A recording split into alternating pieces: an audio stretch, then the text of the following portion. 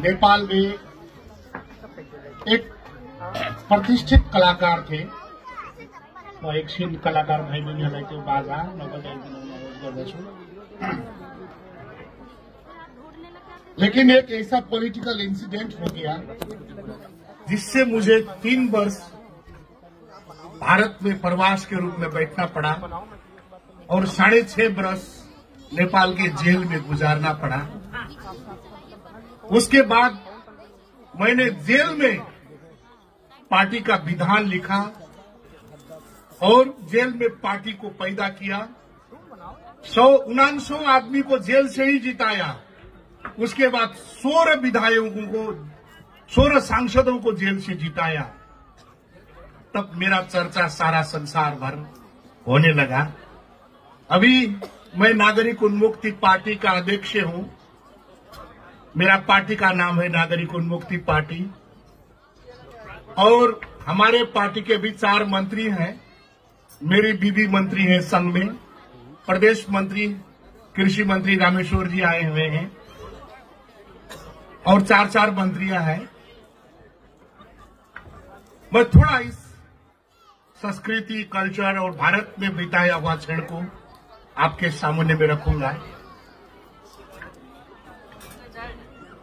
देखिए, ये कार्यक्रम हमारा बहुत छोटे से ही सपना था।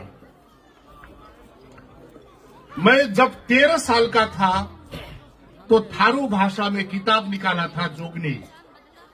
वो नेपाल के इतिहास में पहला थारू अक्षर में लिखा गया हुआ किताब था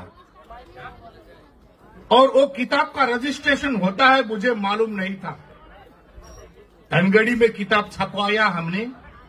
हम लोग के तिकुरिया से ये बिलराया चंदन चौकी होके गौरी फंटा में आते थे, रेल चढ़ के, उसके बाद रिक्शा चढ़ के धनगढ़ी जाते थे। वहां से किताब छपवा के फिर यही रास्ता तिकुनिया होके टीकापुर जाते थे। छोटे से ही मैंने गाना बजाना शुरू किया। एक दिन मेरे पिताजी के पास रेडियो था। उस जमाने में एक गांव में 2 गांव में मुश्किल से एक रेडियो मिलता था, तो हमारे घर में भी एक रेडियो था। एक दिन बरखा के समय में हम लोग को बियार को उखेल रहे थे, धान लगाने की वजह से धान का बीज को रेडियो बज रहा था। तो मैंने मेरे पिताजी से पूछा कि पिताजी, ये रेडियो में गाने वाला आदमी कहाँ रहते हैं? तो पिताजी ने हमको झूठ बोल के फुसलाते हुए कहा कि बेटा, इसके अंदर छोटे छोटे आदमी होते हैं जो गाना गाते हैं।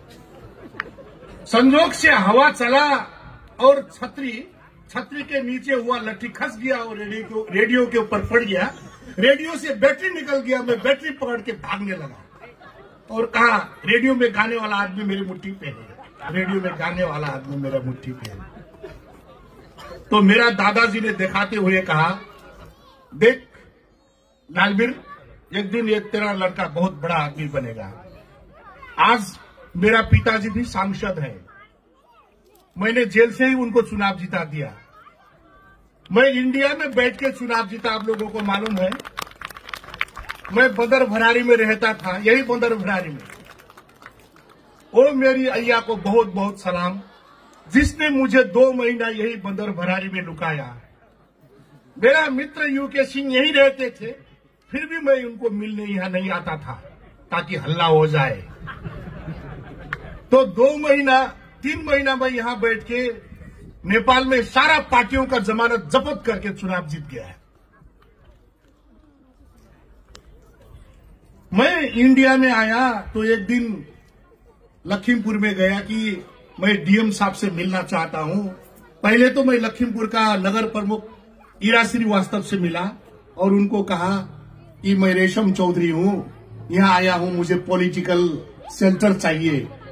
तो उन्होंने कहा, नहीं, डीएम किंजल सिंह है, वहां जाओ, डीएम से बात करो, वो आपको शेल्टर जरूर देगी।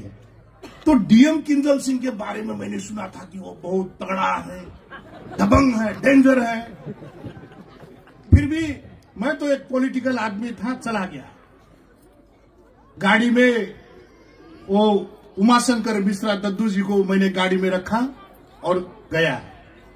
तो किंजल सिंह जी से संजोग से डीएम कार्यालय में मेरा मुलाकात हुआ। तो डीएम शुरू में तो पूरा चौंक पड़ी, बाद में मैंने उनको समझाया तो बहुत साथ दिया उन्होंने। इस मंच में मैं किंजल सिंह के लिए, डीएम किंजल सिंह के लिए एक बार ताली बजाने के लिए आप लोगों से वो मांगता हूं। सडनली किंजल सिंह ने कहा कि रेशम जी, गोवा में एक महोत्सव हो रहा है, वहां हमको थारू कल्चर दिखाना है, आपको हेल्प करना है थारू कल्चर दिखाने के लिए। तो मैं और डीएम किंजल सिंह ने हमारे लिए एक गाड़ी का बंदोबस्त कर दिया। बीडीओ साहब और वो डीएसओ क्या क्या साहब होते हैं, उन लोगों के साथ मैं यहाँ आया। यूके सिंह के यहाँ यूके सिंह जी से मुलाकात हुआ। तो वो अधिकारी लोग, यूके सिंह जी, मैं तो सीधा बोलता हूं और देखिए मेरे में लटर पटर झूठ कपट नहीं होता है। यहाँ बहुत ज्यादा डीएम का चाकड़ी कर रहे थे कि ये हो गया, ये होना पड़ेगा, मैम ऐसा होगा, ऐसा होगा। मैं वांटेड आदमी, उनको मालूम नहीं था रेशम चौधरी 90-93 एल्बम निकाला है। रेशम चौधरी के पास 3 रेडियो स्टेशन था। रेशम चौधरी 40-50 देश में घूम चुका था। रेशम चौधरी जिनेवा कन्वेंशन में जा चुका था। इनको कुछ मालूम नहीं था। मुझे सर छुपाना था इंडिया में। फिर भी मैं अपना नैतिकता तो नहीं बेच सकता था ना, तो मैं वीडियो लोगों को डांटता था, क्या डीएम साहब से आप झूठ बोल रहे हो, ऐसा नहीं करना चाहिए, ये नहीं चाहिए। तो उन लोगों को गुस्सा आ जाता था मेरा ऊपर। फिर भी हम जैसे तैसे गोवा में गए, थारुओं का गांव बनाया 5-7 दिन लगा के। देखिए आप लोग अपने यूट्यूब पे देख सकते हैं कि फुलबारी महोत्सव करके। मैं नेपाल में बहुत बड़ा महोत्सव करता था। मेरे महोत्सव में हेलीकॉप्टर से पुष्प वृष्टि होता था, हाथियों का एलिफेंट फुटबॉल करवाता था, WWF का रेसलिंग करवाता था। इंडिया में इंडियन आइडल प्रशांत तामांग होता था, दूसरा दिन में मैं नेपाल में ले आता था। इतना बड़ा प्रोग्राम किया था। लेकिन यहाँ का आदमियों को तो मालूम नहीं था रेशम जी क्या करेगा। फिर भी हम लोग गोवा गए। यहाँ का नाचने वाला का कल्चर उतना स्ट्रांग नहीं था, तो नेपाल से हमने हेल्प किया। हम लोग 50-60 लड़कियों को नेपाल से लाके, डांसर लोगों को ले जाके गोवा में गया। यूके सिंह बेचारा बहुत हमारे साथ में। हम लोग ने सब घर बनाया, जैसे तैसे लीप पोत किया, सजाया। गोवा में थारुओं का घर दिखाया। और उस गोवा में एक इंडिया की यही नजदीक के गांव की मेरी मित्र थी आरती राणा, उन्होंने अपने हस्तकला का प्रोग्राम ले गई थी। आरती जी, मैं आपको देख रहा हूं, खड़े हो जाइए प्लीज। आरती जी अभी मैं देख रहा था कहाँ है, उनके सम्मान में भी एक ताली बजा दीजिए। तो आरती जी ने थारू कल्चर को वहां प्रस्तुत कर रखा था। हमको बहुत बड़ा गर्व लगा। और वहां से आए, मैंने किंजल सिंह को बहुत कहा, डीएम साहब को, कल्चर के बारे में। उन्होंने थारू लोगों को हेल्प करने के लिए पूरा वादा किया और हेल्प किया। आज मैं बताना चाहता हूं अब संस्कृति के बारे में। देखिए, मैं 19 साल की उम्र में अमेरिका गया था। जिस वक्त मैं अमेरिका गया था, उस वक्त 500 माइल में एक नेपाली मिलता था। लेकिन इंडियन लोग तो हर जगह थे, हर डिपार्टमेंट स्टोर में अपने इंडियन लोग थे। इंडियन लोग तो सारा संसार भर है। 19 साल का था, कम्युनिटी रेडियो ओटेका में काम करता था। बहुत ज्यादा पैसा मिलता था मुझे। एक दिन मैं उसके बावजूद मैंने किताब लाने के लिए कहा था, मेरा लिखा हुआ किताब लाया। मेरा असिस्टेंट सहयोगी प्लीज वो किताब ले आइएगा। जुड़ित करके एक 91 साल की बुढ़ी औरत थी, हमारी माँ जैसी, उनके मैं केयर टेकर था। तो एक दिन उनको घुमाने के लिए मैं पेंसिल्वेनिया के एक पार्क में गया था। पार्क में गया तो 10-12 आदमी, 10-12 लोग इकट्ठे हुए थे, झाड़ी में कुछ दिख रहे थे। तो जुड़ित ने मुझे कही कि रेशम जाओ जाओ, वहां कुछ हो रहा है, देखो क्या हो रहा है। मैं गया तो 12-15 लोग वहां एक सांप को देख रहे थे, काला सांप को। दूसरा किताब भी लो यार, चिरफार। तो मैंने आके कहा जुड़ित को, जुड़ित वो लोग एक काला सांप को देख रहे हैं। हाँ, काला सांप। तो उसके आश्चर्य में मैंने उसको कहा, तुमको मालूम है ये काला सांप काटेगा तो मुझे इसका विष निकालना आता है। उसने कहा व्हाट, तुमको विष निकालना आता है? मैंने कहा हाँ, मुझे तंत्र मंत्र आता है। तो उन्होंने कहा कि रेशम जी सुनाओ सुनाओ, ये तंत्र मंत्र कैसा होता है? मैंने उनको कहा नहीं, ये तंत्र मंत्र जहां तहां नहीं सुनाना चाहिए। शाम को आया, सोफा में बैठा, कपड़ा चेंज किया, तो वो जुड़ित एक एक पैक, दो दो पैक वाइन लेती थी। मैं उसके ग्लास में वाइन डाला तो जुड़ित ने मुझे कही तुम पियोगे? तो मैं नहीं पीता था, फिर भी कहा आज पियेंगे। थोड़ा एक पैक वाइन पिया तो मुझे भी नशा लग गया। तो मैंने जुड़ित को वो सांप के बीच झाड़ने वाला मंत्र सुनाया, गौरा पुतनाना शौर्य विखम मकर हो झंझाझा। जुड़ित इतना खुश हुई, इतना खुश हुई, इतना खुश हुई। रेशम तुमको सांप का बीच झाड़ने वाला मंत्र आता है? मैंने कहा आता है। तो अब जुड़ित को इंटरेस्ट देख के मैं उसको धीरे धीरे अपना कल्चर का गाना सुनाने लगा। बहुत सारा थारुओं को मालूम है कि माघ महीना में मेरा गाना नहीं गाया हुआ बगैर माघ नहीं मनता है। सखिए हो माघ का पीली गुरी झाड़ मेरा ही गाना है। मैं जेल में था तो मेरा एक गाना नेपाल में बहुत संसार भर वायरल हो गया, कस्तो होला भाटू राजा को दरबारा। मैं जेल में था तो पुलिस लोग, इंचार्ज लोग दिखाते थे मेरा गाना। संसार में 2.5 करोड़ टिकटॉक बना था उस गाना का। तो वो मुझे कहने लगी और मैं उनको मैं हमारे कल्चर के बारे में कहता था, बताने लगा, जानकारी देने लगा। तो जुड़ित ने कही मुझे, रेशम आप अपने देश नेपाल में जाओ, जाओ यहां मत बैठो, एक कैम्ब्रिज, हार्वर्ड, ऑक्सफोर्ड सब दिखावा है, यहाँ कुछ नहीं होता है, क्या पढ़ोगे? अंग्रेजी जानना ही पढ़ना होता है, कुछ जानना है नहीं, वो नहीं, जाओ तुम जाओ नेपाल जाओ। तो मेरे मन में भी धीरे धीरे नेपाल आने का अभिलाषा पलाने लगा। कुछ महीने बाद मैं नेपाल आ गया, काठमांडू में आया। फिर काठमांडू में रेडियो नेपाल और टेलीविजन में मेरा बहुत बड़ा पोस्ट में जागीर था। मेरा इंद्रेणी फिल्म्स था, खुद का फिल्म कंपनी। और तो ये सब बेच के फिर मैं सुदूर पश्चिम टीकापुर में आया अपना रेडियो स्टेशन खोलने के लिए। नेपाल में mid western and far western part of Nepal में सबसे पहले 3 रेडियो स्टेशन मैंने ही खोला था। तो यहां आया और थारू कल्चर के बारे में सब अध्ययन करने लगा।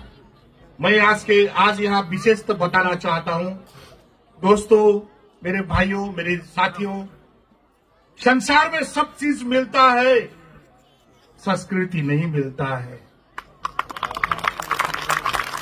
आज अमेरिका बार बार हरदम रोता है।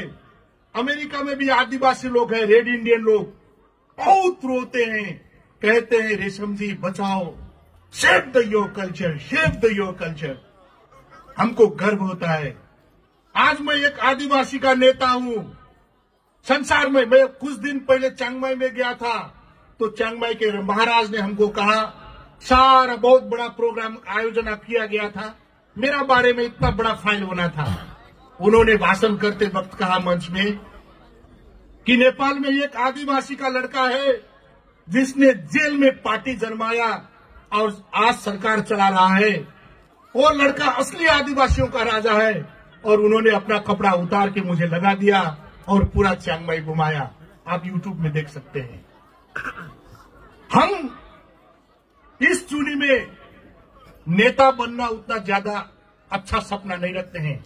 आदमी लोग कहते हैं रेशम जी आप प्रधानमंत्री बन जाएंगे, राष्ट्रपति बन जाएंगे, फलाना बन जाएंगे, लेकिन हम हर दिन हर रात संस्कृति के लिए रोते हैं, खोजते हैं, सोचते हैं। आज नेपाल में हमारे थारुओं का तंत्र मंत्र संस्कृति का सबसे ज्यादा अध्ययन किसी के पास है तो अध्ययन हुआ आदमी में मैं एक हूं। आप लोगों को मालूम है कि आप लोग कहते हैं महाभारत हमारा है, महाभारत किसने लिखा? आप लोग कहते हैं व्यास ने लिखा। मैं कहता हूं महाभारत व्यास ने नहीं लिखा, महाभारत थारुओं का पुरखा ने लिखा। हम महाभारत का एक एक अंश आपको अभी थारू भाषा में सुना देंगे। हमारे महाभारत में, थारुओं के महाभारत में जो इतिहास है, आपका व्यास का लिखा हुआ महाभारत में वो इतिहास नहीं है।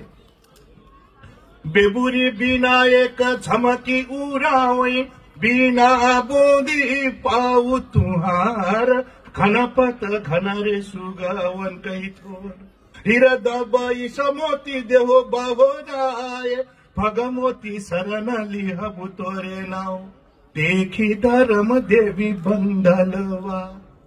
दशहरा का समय था, मैं जेल में था, यही गाना गाता था। कोरोना में लॉकडाउन था, ये गाना गाते गाते गाते गाते मैं एक पॉइंट पे स्टक हो गया। राजा जीरी जो धन कह जब ला गई, शकुनी मामा जोर उपाय, मैं कैसा भैना जोर उपाय, जिही मगरऊ राजा उत्तिम खार, रऊ बेदुरपति लैयान, जे कर नाउ धन रजीव देव। तब मैंने वादा किया, नहीं रेशम, अब तुम जेल से बाहर निकलना है तो तुमको कुछ करना पड़ेगा। फिर मैं जेल में विधान लिखने लगा। जेल में लिखने के लिए कलम नहीं मिलता है नेपाल में, इंडिया के जेल में क्या है मुझे मालूम नहीं है। तो मैं मेरे दोस्तों से जैसे तैसे पेन मांगा और मेरे सिगरेट पीने वालों दोस्तों से उसका खोस्टा मांगता था, और पेपर के बचा हुआ साइड में मैं विधान लिखता था, घोषणा पत्र लिखता था। ऐसे हमारा नागरिक उन्मुक्ति पार्टी जन्मा। हर सोमवार को अपने देवताओं को धार देता हूं।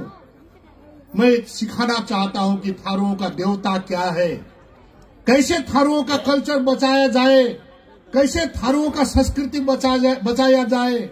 हम लोग, नेपाल और भारत का रिश्ता इतना नजदीक का है कि इंडिया में 16 फिल्म बनता था और नेपाल में हमारे पुरखा लोग 16 फिल्म का नाटक बनवाते थे। अब यहाँ 16 फिल्म बहुत ज्यादा चर्चा था। हमारे वहाँ पुरखा ने गाना बनाते थे, चारों दिशा में घूमी रहनु हो, नहीं पैनु गब्बर के हाल, आई हो 50,000 रुपई, यारे भल्ला धरनो इनाम। गब्बर का और रामगढ़ का इतिहास नेपाल में हमको भारत लोगों ने सिखाया। भारत में बैठे हुए आदिवासी मेरे मित्रों को भी मैं कहना चाहता हूँ, कृपया संस्कृति बचाइए। अभी मंच में है, यहाँ नेवारी संस्कृति आया है। मेरी बीबी भी नेवारी है, मेरी बीबी श्रेष्ठ है, रंजिता श्रेष्ठ। एक काठमांडू का एक अनुसंधान कहता है कि नेपाल में रहने वाले, नेपाल के जितना भी नेता लोग हैं, इन समुदाय से छल करते हैं और इनके चेली बेटियों को शादी कर लेते हैं और काठमांडू में रह जाते हैं। ऐसा नहीं है, संजोग से मैंने नेवारी में शादी किया, मेरी बीबी अभी नेवारी है।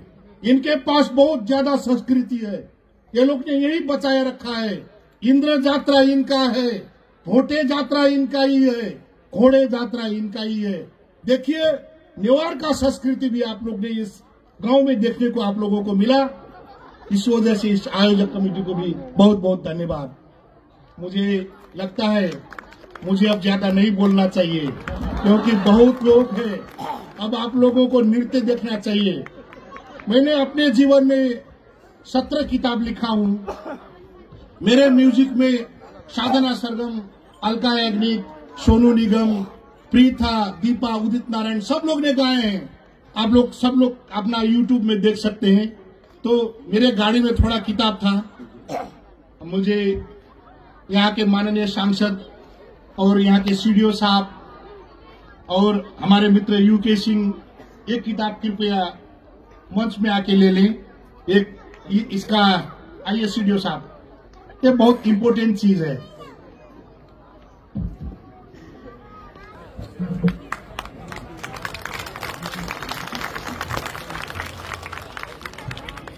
बहुत धन्यवाद माननीय पूर्व सांसद महोदय श्री रेशम चौधरी जी,